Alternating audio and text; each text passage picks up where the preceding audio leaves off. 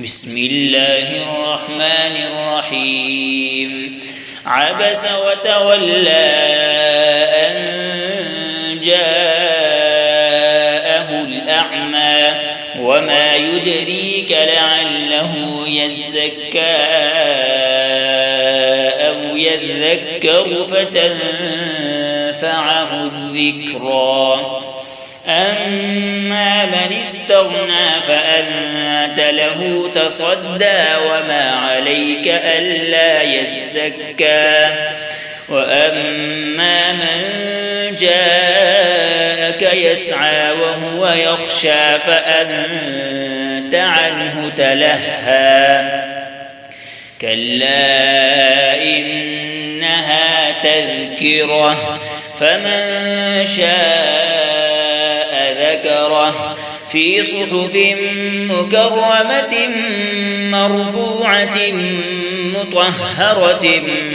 بأيدي سفرة كرام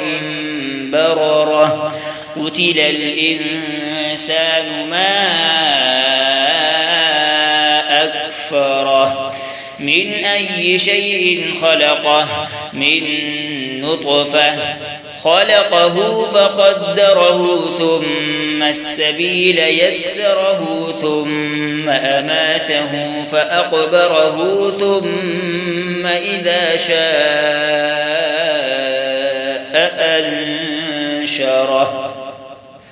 كلا لما يقض ما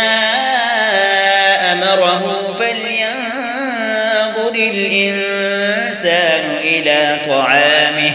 أنا صببنا الماء صبا ثم شققنا الأرض شقا فأنبتنا فيها حبا وعنبا وقضبا وزيتونا ونخلا وحدائق غلبا وفاكهة وأبا متاعا لكم ولأنعامكم فإذا جاءت الصاخة يوم يفر المرء من أخيه وأمه وأبيه وصاحبته وبنيه لكل امرئ منهم يومئذ شأن يغنيه وجوه يومئذ مسفرة ضاحكة مستبشرة ووجوه يومئذ عليها غبرة ترهقها قترة أولئك هم الكفرة الفجرة.